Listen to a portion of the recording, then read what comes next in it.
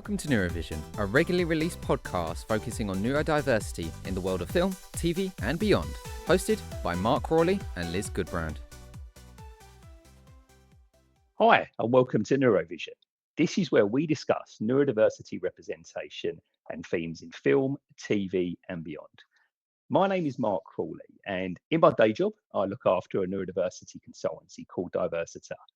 Lots of training for companies, but we also have a digital platform called Diversita Connect, where we build a community of ND job seekers, employees and advocates.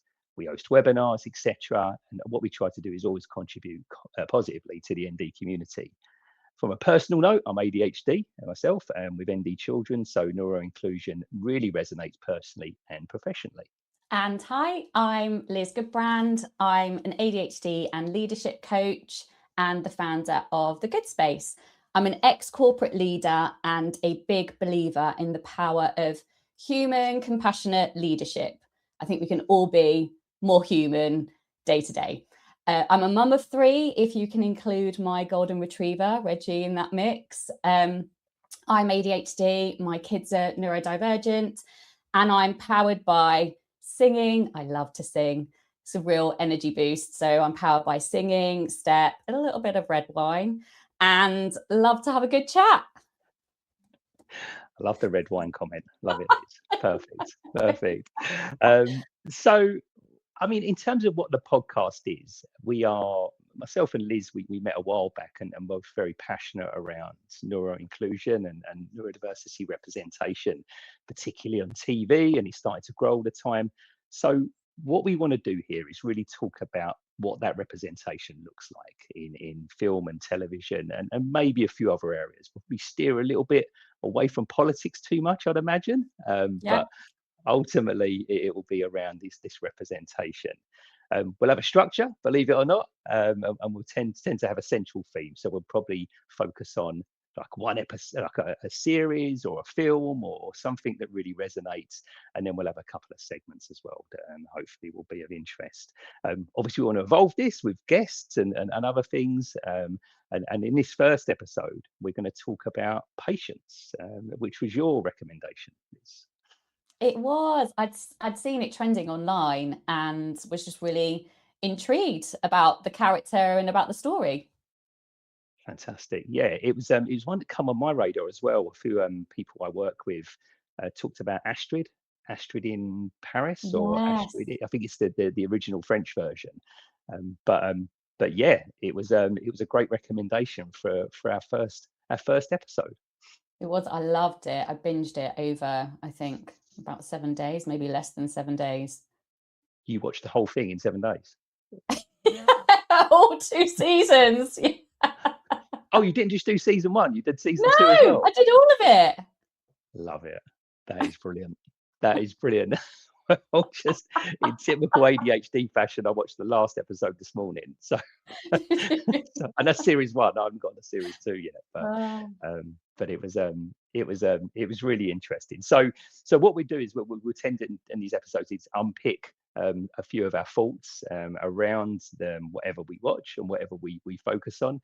And of course, what we want to do is really engage with our community. And I'm sure going forward, we'll have recommendations and ideas and things we can talk about. I'm sure there's some great films and TV shows that we don't know around that we'd like to observe and give a few more thoughts on. So I suppose really, Liz, do you want to kick off really with what your thoughts were on the show as a whole, or anything specific? I mean, I've got loads of it really resonated with me, loads of ideas within this. But yeah, quite keen to see if anything stood out for you. Same. I think this is an example, patience, of representation done really well. And when I was trying to unpick why it was done so well, I think the fact that the lead character, Ella, and I did go down a bit of a rabbit hole and Googled her and looked on Wikipedia and all sorts, but she has lived experience of autism. So she was diagnosed when she was 17, and when I was researching her, she said that life became a lot easier to navigate when she got her diagnosis because she didn't blame herself. And I think what was really lovely is she clearly brought a lot of her lived experience to it.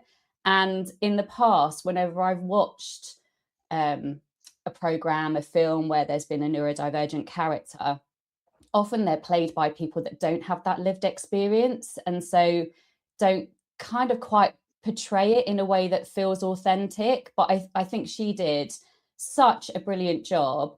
And I think what was also really powerful is that it wasn't romanticized. There were situations or events that didn't kind of resolve themselves. So it was very like true to life, wasn't it, as well? It was a little bit messy at times. Like you saw the characters evolve. It just felt very human.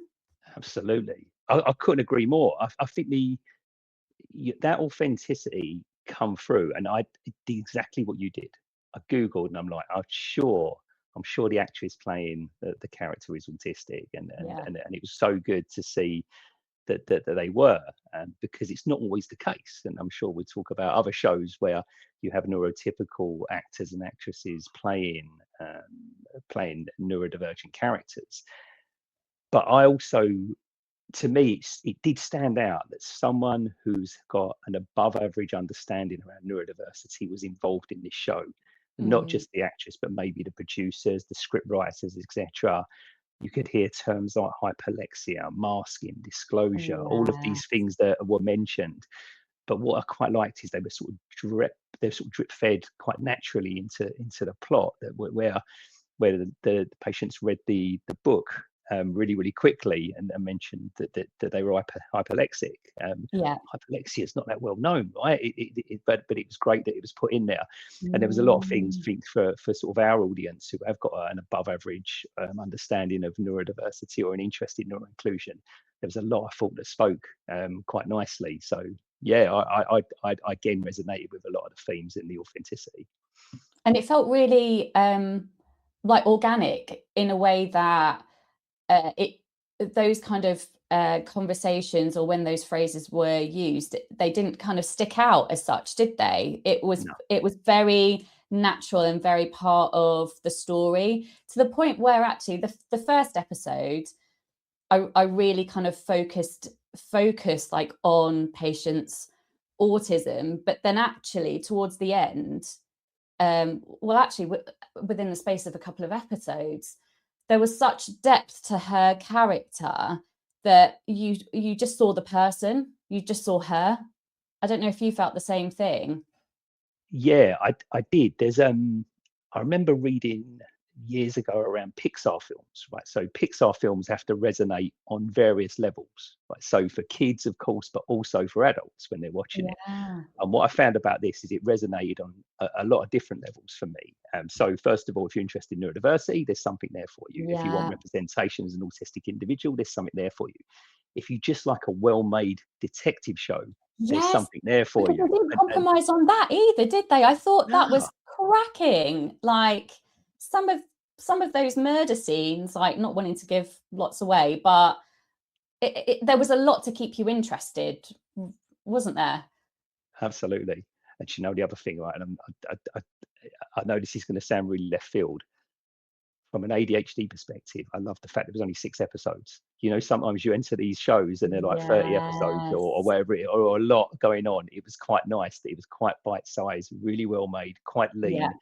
And we tend to do that quite well in the UK. Do you know what I mean? With the BBC in particular. But I thought Channel 4 handled this well. I thought it was great. Was there anything in any sort of emotional parts for you, or anything that stood out that maybe resonated quite personally at all? Yeah, so there were two bits actually that really stuck out. The first one was I think it was episode 3, where Detective B was there was a spotlight on her son and some of the challenges her son was having, and she introduced patients to her son, and I ended up crying quite a bit in that episode.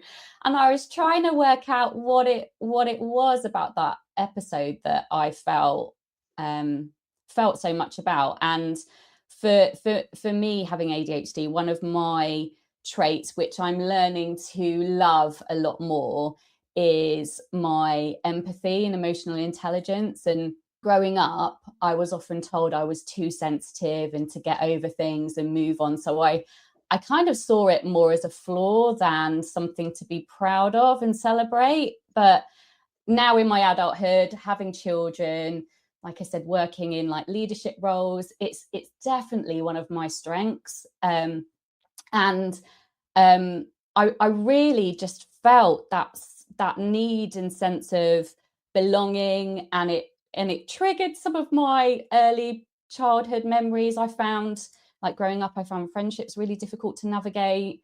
Not very good with social cues, would be told I was gullible quite a lot. So I always found it hard building rapport and developing friendships, not quite knowing how much of myself to give in a friendship, how much to kind of hold back, small talk and navigating small talk and all of that kind of stuff. So I always felt like I was like on the edge, never quite felt like I was fully in something. So I think having a small appreciation of how that can feel and seeing their relationship and the bond that they developed, and Patience's challenges around kind of relationships and building relationships as well. I thought it was a really lovely moment, and that's why I cried. So I had that one. But then the second moment that really triggered me in a way that was not very nice emotions, actually, was and apologies if I'm giving anything away, but at the start of the second season, when Detective B is replaced by another detective, and because I wasn't told that was going to happen, it was a shock to me as a viewer watching, because I'd grown to really love Detective B as well, and like the relationship that she had with Patience. So I felt like, I was a little bit what's it like, discombobulated, is that the right word to use? Yeah, Like, just so. Like, oh my god, what's happened? Where's Detective B gone? So this new detective was on the scene, and she hadn't been briefed at all on Patience and the brilliance of Patience and some of the areas that maybe she needed a bit of support in. So she came in and there was that immediate friction, and I didn't like it at all. So I felt lots of emotion on that first episode too. I'm really interested in seeing episode 2 now. Series 2 now, because you're right. You could tell Detective B's learning curve. You could see it throughout 6 episodes, as in at the start, like a lot of managers or people leaders or colleagues didn't really know too much around neurodiversity or autism. But then you started to see her really start to understand not only neuroinclusion, but also specifically patience. And that phrase about, when you've met one autistic person, you've met one autistic person, right? That individual part. And there was one part in particular where I think it was after Detective B's birthday party, and we won't spoil it, but there was a little bit of a misunderstanding. They hadn't heard from Patience, the detectives, for a few days, and Detective B was like, she'll come back to us when she's ready, right? And I thought that was really interesting. As you started to learn what made that person. But absolutely. What about you as well? Were there any moments that stood out for you, or that you felt some sort of connection or emotional response to? I think a lot of my responses, rightly or wrongly, sort of tended to focus more about the workplace, right? Which was quite interesting for me, because professionally that's what I do, right? I focus around neuroinclusion in workplaces. So one thing that come up, and my wife also reminded me of this, was around the theme of underemployment. So in the UK, there's a very high unemployment rate for autistic adults, around 70% at the moment. But there's also, within that 30%, there's a lot of sort of feelings that a lot of autistic individuals are underemployed. So in this instance, there was almost that theme that the Patience was doing a role that, while she found it very interesting, there's a lot more there that she could offer, given the right platform and the right opportunity to do so. But then there was a conflict for me of thinking, well, maybe that's a role that she enjoys doing and likes the compartmentalization of it, and the fact that she hasn't got to be the prominent voice in the room, or to go and talk to to the head of the crime squad or wherever it is, right? So that stood out for me. The other thing, Liz, that stood out, fucking hell, was that I was like, I just wanted to get hold of York Police Department and say, you need some neurodiversity training, right? Because there were so many people that on the episode just knew nothing around I know, different communication styles or anything like that, and all, I would suggest, reasonably innocent. And again, as this episodes go on, you can see it starts to change a lot more. But again, I think that's pretty indicative of what a lot of workplaces are like for autistic employees and neurodivergent employees. So the workplace stood out a lot for me, and maybe the learning curve or the lack of understanding from a lot of colleagues and managers within that space. Absolutely. I think what Patience did very well was she clearly had a good understanding of herself, of her traits, of areas that were triggering for her, and she brought that self-awareness into the workplace, and that takes a degree of courage. And my observation there was amazing that she had the courage and the self-awareness and the confidence to do that, but not everybody does. And when I was observing, I know it's a character that she's portraying, but for me, there didn't seem to be a lot of masking taking place. She was very vocal with her needs, like, don't touch me, or can you send that communication to me on an email? Like, that's my preference. So she was very articulate and very aware of what she needed. And I know not everybody has that opportunity. No, you're right. You're right. And I think the other thing we haven't spoken about too much is the support group that Patience goes to, right, with other autistic individuals. And there was one particular incident, I think, or a situation where Detective B felt that she didn't quite have Patience's interest in a particular part of the case. And the leader of that group said to the detective, why don't you think about what sparked her interest in the first place? And there was some quite careful conversation where made it into a bit of a puzzle and really sparked Patience's interest again, and got back involved. And that, given that part there resonated by, it's quite good for organizations and people to give autistic and neurodivergent people a platform to showcase skills, and I quite like that situation. It felt a little bit manipulative when I watched it first time, but at the same time, it felt it could also be considered an adjustment, right, and a way of trying to get the best out of someone. And I think workplace adjustments and accommodations, there was a constant theme throughout this, but certainly as more as the series went on. Yeah, that's a really interesting point, because like you say, to start off with, I wasn't sure where that line was. Was it kind of manipulation? But it was the same piece of work, but framing it in a way that tapped into Patience's interest, really. So that, as long as all parties are aware, and it isn't wrapping something up to be something it's not, which I don't think it was in this particular instance. It was just reframing something slightly, wasn't it? Then that's okay. Absolutely. Was there, I mean, we've been quite glowing around everything in Patience so far.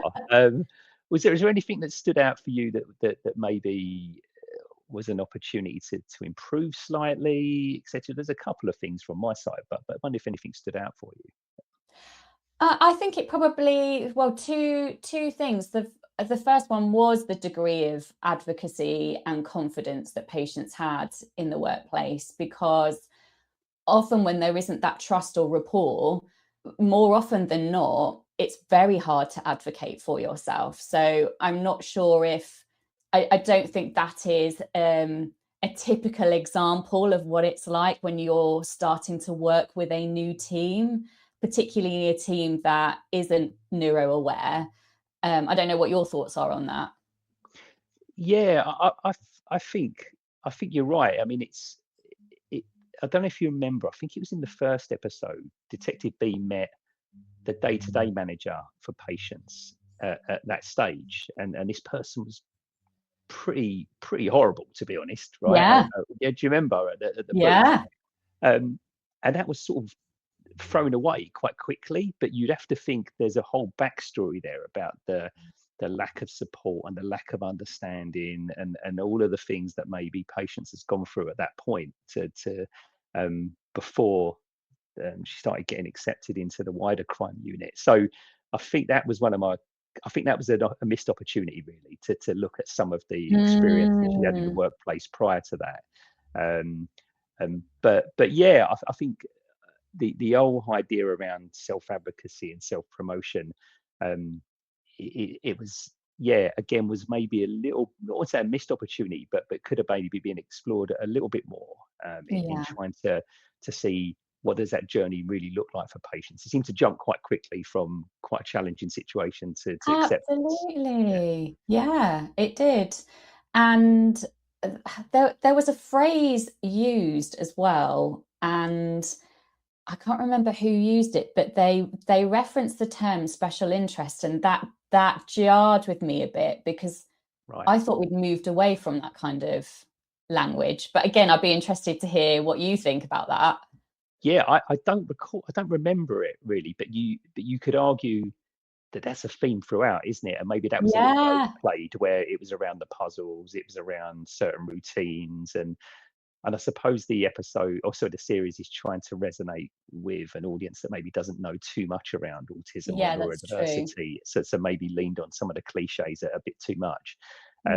Obviously, I've not seen season 2, but hopefully now the character's been established, you'd think they'd maybe move on from some of these areas. But even late on in series 1, they drip fed in hyperlexia, for example, sensitivity to smells, all of these things that were just put in quite naturally and organically.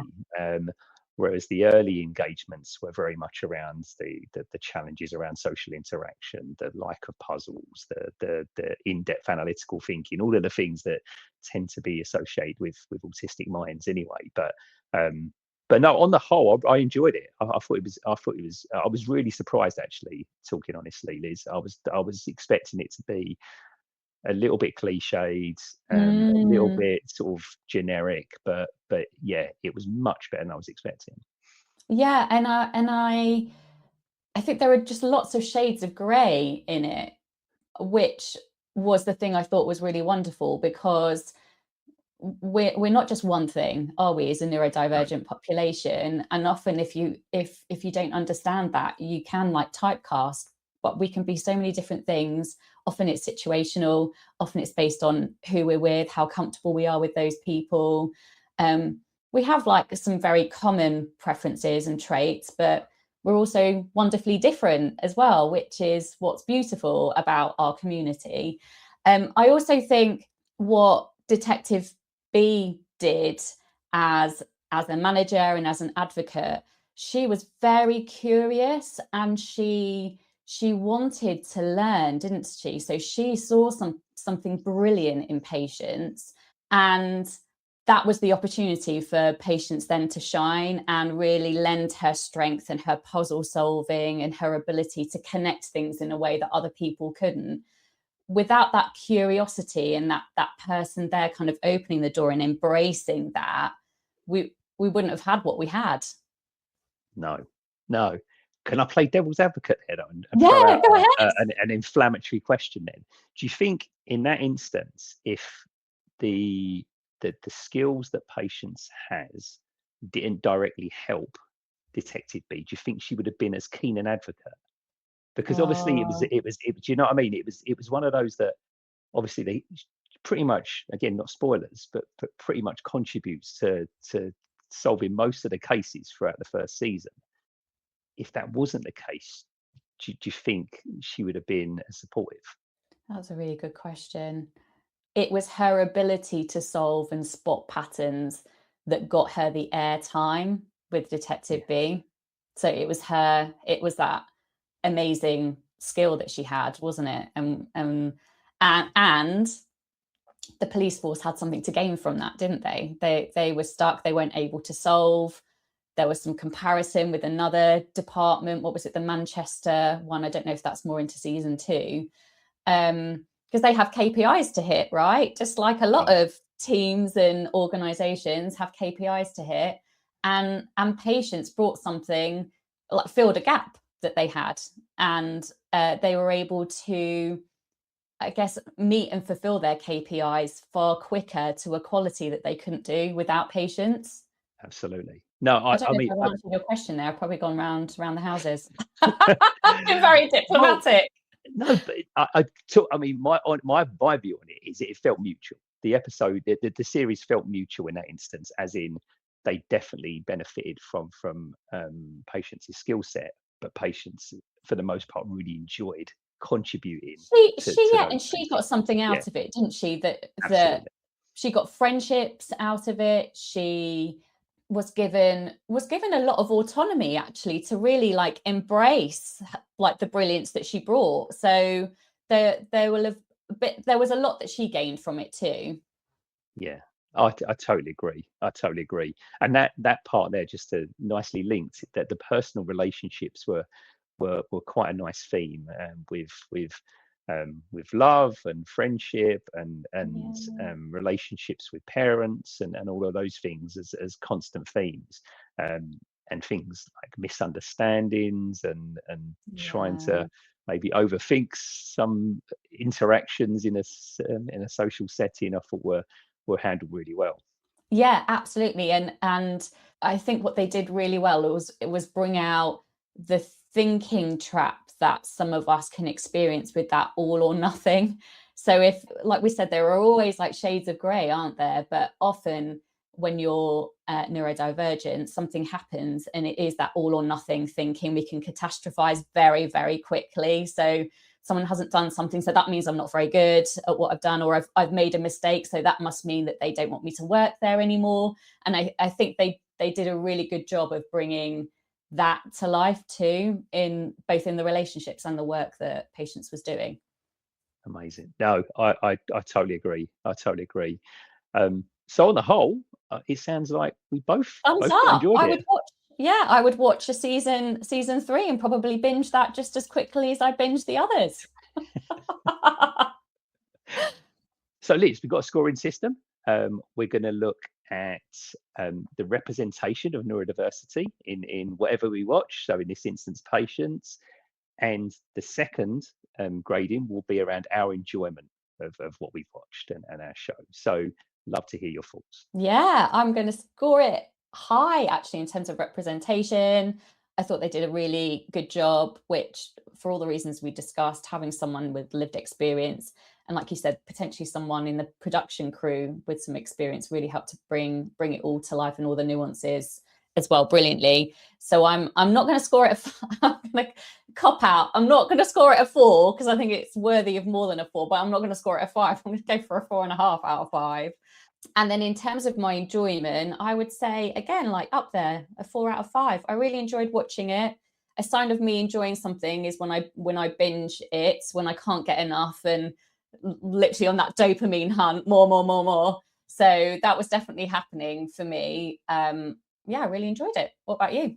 So I'm going to give it a 4 in terms of representation. And I think it was more because it's trying to cram quite a lot into 6 episodes. So I think it leaned on a few cliches here and there. But on the whole, I was like genuinely surprised how good it was handled. And I'd imagine now in season 2, even more so, particularly when they've got some of the foundational bits and pieces out of the way. From a show, I think a 4 as well. It's rare that I watch something these days that I thought could go another couple of episodes here. I really could. It did feel a little bit short, but again, I didn't mind that. I don't mind and having quality over quantity. So yeah, I would give it 2 4s. Oh, amazing. And when are you going to start watching season 2? I think my wife has already started, so I've got to watch the first episode. She wouldn't wait for you. No, she wasn't waiting at all. She'd be waiting all day. But no, I think definitely. I think I'm going to start it probably tomorrow. And are all 6 episodes on? Are they all the episodes on? Yeah, there's more than 6. So season 2, I think it's 8. You can just watch them on demand on Channel 4. Wow.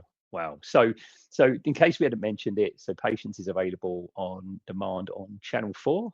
Yeah. I think you can watch it for free with adverts. Adverts were jarring me. I don't know about you, Liz, but yeah, it was there was a Don't lot get of me started. adverts in those on those.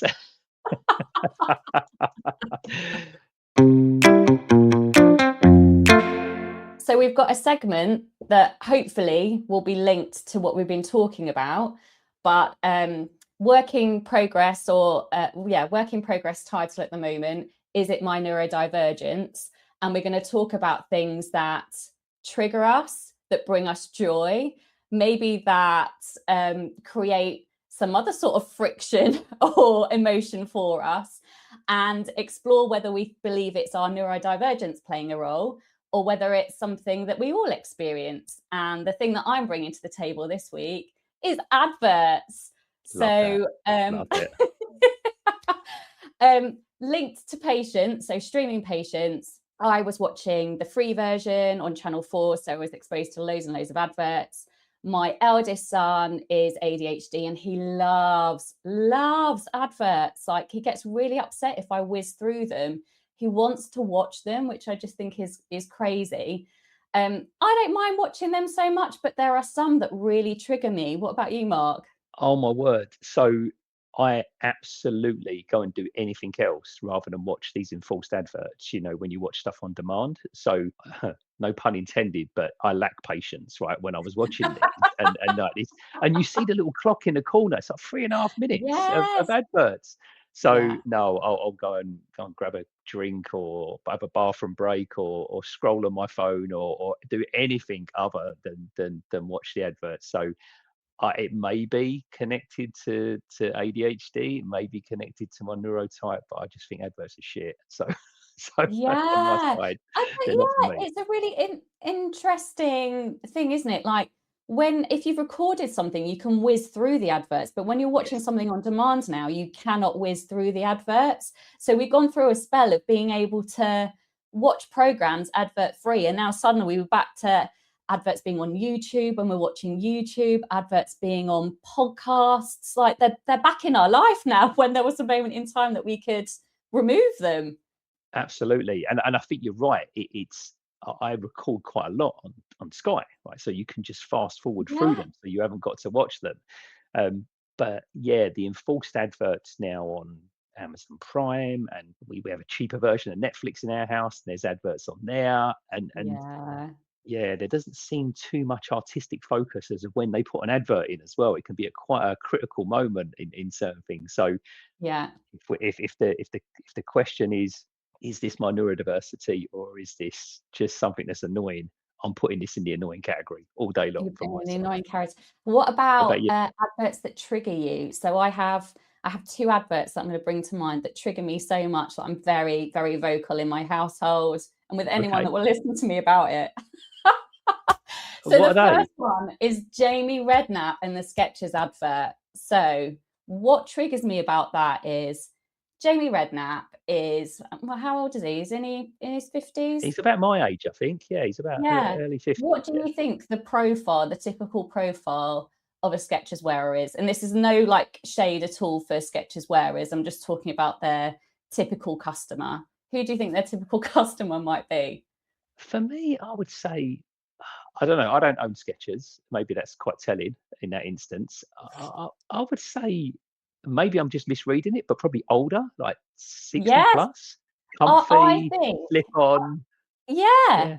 I think their ideal customer, based on, not that I've done a lot of research, but my observation of people wearing Skechers, I think their ideal customer is somebody that's choosing comfort over style. So something that's really comfortable, that's nice to walk in. So you see some people working in hospitals that wear Skechers, or they wear Crocs because they're comfy, they're on their feet all day. And then definitely my father-in-law, so we're talking kind of late 60s, 70s generation. And that's why I find this advert so jarring. Are you telling me Jamie Redknapp wears Skechers? No, he doesn't.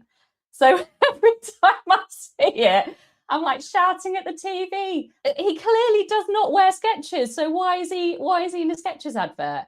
But then I wondered whether their ideal customers maybe look up to Jamie Redknapp. Maybe they watched football when he was playing. I don't know. Maybe there's that thing. But yeah, that I find very triggering.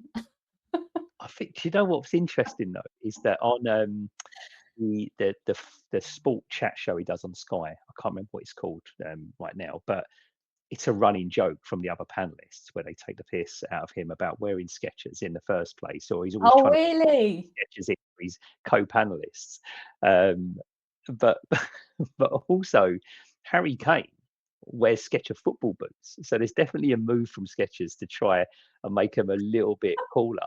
Right, but I don't know. I think you're right. Again, I think anyone would be triggered by that rather than just being your neurotype. So I think again. I know, but I wonder if right. it's if you're neurotypical, would it? You might spot it and just be like, oh, that's a bit odd, and you'd move on from it. But I can't move on from it. It's like this friction that I've experienced with the advert, and I want to tell everybody about it. Right. Oh wow. Well, maybe that is a little bit more ADHD. I love it though. I love it. Jamie Redknapp. I just love it. I guess on the telly, it just annoyed you. Yeah. Yeah. In summary, I've invested far too much effort and far too much energy on this bloody advert. Amazing. Brilliant. And what's the other advert? Just out of interest, then, that annoys you? It's the Lindt chocolate advert because it just agitates me every time I watch it. It's this guy he's got the white chef's coat on and the white chef's hat, and like it sounds really ridiculous when I say it out loud, and he's there like melting this chocolate and putting it into a chocolate mold, and there's this lady there that's like really impressed with what he's doing, and I'm just like, oh my gosh, this is like so 90s, such an 80s or 90s advert. Does anyone really buy chocolate based on watching an advert like this? It just annoys me. Wow, that one I resonate with less. I'll be honest, Lisa. That's quite interesting. But next time, look out for the Lindt advert. Next time, watch it and pay attention to how you feel when you watch it. I just want to find a picture now, Jamie Redknapp eating Lindt chocolate, and just going to send it over to you. It's so I've got a suggestion for our next episode then around that. Is it my neurodiversity, or is this just annoying? And this is these food delivery companies. You know, the ones that send you the ingredients in, like like HelloFresh. HelloFresh, that's it, and Gourmet, whatever they're called. Yeah, I've got all sorts of thoughts on that around the crossover with neurodiversity and yeah. I love that. So if it's all right, we'll pick up on that one next time. Yes, yes. I've got experience with HelloFresh, but none of the others. Oh, they're rubbish. I hate them. But anyway, we'll get on to that another time. So thank you everyone for listening to our first episode, Liz. How do you think it's gone? The first one, Liz? I loved it. I loved having this chat, and hopefully everyone listening, you enjoyed it too. But we would absolutely love to have your feedback, any comments. If you've disagreed with anything we've said, or you've got some challenge, like share that as well. We'd love to hear. Absolutely.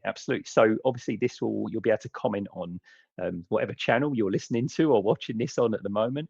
If you've got any specific thoughts or questions, you can contact us at hello.neurovision@gmail.com. Is that correct, Liz? Have we got that one? Yeah, that's right. Perfect. And we are going to make these episodes regular. We haven't committed to a particular time frame yet, but we hope we find an audience with these. And our next episode is going to focus on a fairly recent story, particularly in the UK and within the neurodiversity community, of autistic Barbie, which I saw a lot of different opinions on over the last couple of weeks. So yeah, be good for us to discuss that next time, Liz. Yeah, looking forward to it. Brilliant. Well, thank you so much for everyone for listening for today, and thanks for supporting obviously our first episode. We hope you've enjoyed it, but of course we look forward to any thoughts or comments and seeing you in the next episode. So from me, thank you very much. Yeah, from me, thank you, and take care everyone. Thanks for listening. If you like the podcast, then feel free to follow and hit the notification bell.